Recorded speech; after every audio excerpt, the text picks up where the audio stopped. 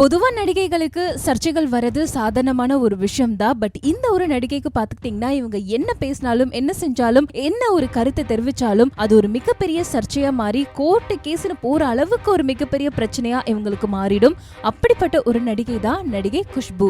So இன்னைக்கு நம்ம இந்த வீடியோல நடிகை குஷ்பு அவங்கள பத்தி தான் பார்க்க போறோம். நடிகை குஷ்பு அவர்கள் தமிழ் மட்டும் இல்லாம தெலுங்கு, ஹிந்தி, மலையாளம், கன்னடா இன்னும் இந்தியன்ல இருக்கக்கூடிய நிறைய லாங்குவேஜ்ல ரொம்பவே சூப்பரா நடிச்சு பல சூப்பர் ஸ்டார்களோட நடிச்சு தமிழ் சினிமாவில் 90s 80s காலகட்டத்தில் நம்பர் 1 நடிகையா இருந்தவங்க தான் குஷ்பு அவர்கள். ஸோ இவங்களுடைய ரியல் நேம் நக்கித் கான். இவங்க ஒரு முஸ்லீம் ஃபேமிலியை சேர்ந்தவங்க. இவங்க ஒரு நார்த் இந்தியன்.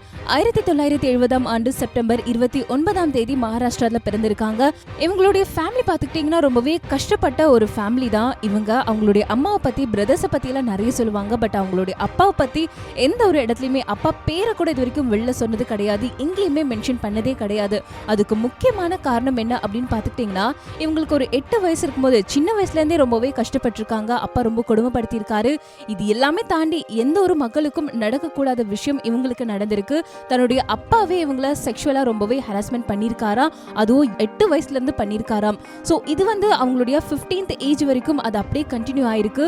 ஒரு ஏஜ் வந்ததுக்கு அப்புறமா அவங்க எகிர்த்து கேள்வி கேட்க ஆரம்பிச்சிருக்காங்க. இவங்க 10வது படிக்கும் போதே இவங்கள நடிக்க வைக்கணும், பணம் சம்பாதிக்கணும் அப்படின்றதுக்காக அவங்களுடைய அப்பா இவங்கள படிப்பை நிறுத்திட்டு இவங்கள நடிக்க வச்சிருக்காங்க. அண்ட் இவங்கள விக்கிறதுக்கு கூட அவங்க அப்பா ட்ரை பண்ணதா ஒரு இன்டர்வியூல குஷ்பு அவர்களே சொல்லியிருக்காங்க.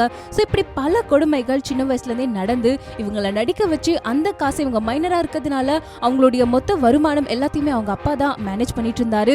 ஒரு கட்டத்துக்கு மேலே இவங்க கேள்வி கேட்க ஆரம்பிக்க இவங்களே அவங்கள செல்ஃப் டிஃபெண்ட் பண்ண ஆரம்பிக்க அவங்களுடைய அப்பா பார்த்துக்கிட்டீங்கன்னா இவங்கள அடிக்கிறது, அதுக்கப்புறம் வயலண்ட் ஆகி ரொம்பவே கொடுமைப்படுத்த ஆரம்பிச்சிருக்காரு.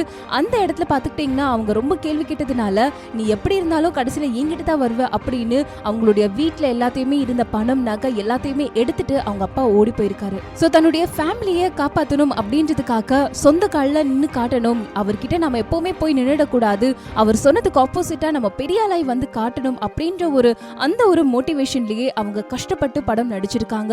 அவங்க ஆரம்பத்துல ஹிந்தியில தான் பண்ணாங்க. ஒரு குழந்தை நட்சத்திரமா அறிமுகமாகி அதுக்கப்புறம் ஆக்டிங் பண்ண ஒரு ஆக்ட்ரஸா ஆக்டிங் பண்ண ஆரம்பிச்சாங்க. பட் அவங்களுக்கு ஹிந்தி அந்த அளவுக்கு செட் ஆகல. அதுக்கப்புறம் சவுத்ல வந்தாங்க. தமிழ், தெலுங்கு, மலையாளம், கன்னடம்னு தமிழ்ல எக்கச்சக்கமான திரைப்படங்கள்.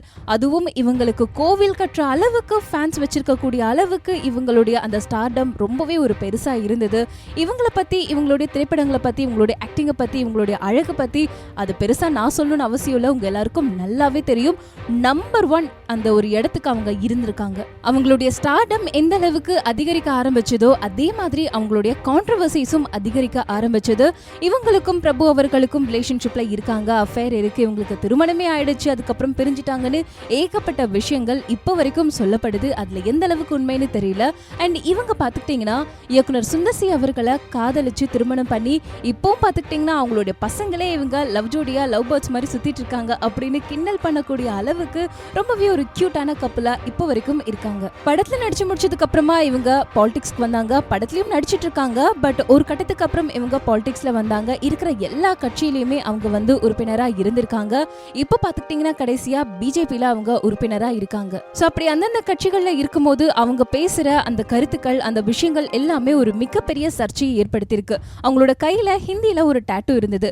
அதுக்கு ஒரு பிரச்சனை. சாமி முன்னாடி கால் மேல கால் போட்டு அவங்க உட்கார்ந்துட்டு இருந்தாங்க. ஒரு போட்டோ வந்ததுன்னு சொல்லிட்டு அதுல ஒரு சர்ச்சை, அதுல ஒரு பிரச்சனை. திருமணத்துக்கு முன்னாடியே உடலுறவு வச்சுக்கிறது, லிவிங் டுகெதர்ல இருக்கிறது, இதெல்லாம் அவங்களுடைய விருப்பம், அவங்களுக்கு பிடிச்சிருந்தா பண்ணிக்கலாம். பட் அதை சேஃபா பண்ணணும், நாளைக்கு பிரெக்னென்ட் அந்த ப்ராப்ளம் வரக்கூடாது அப்படின்னு பெண்களுக்கு கருத்து சொல்ற மாதிரி ஒரு விஷயம் பண்ணாங்க.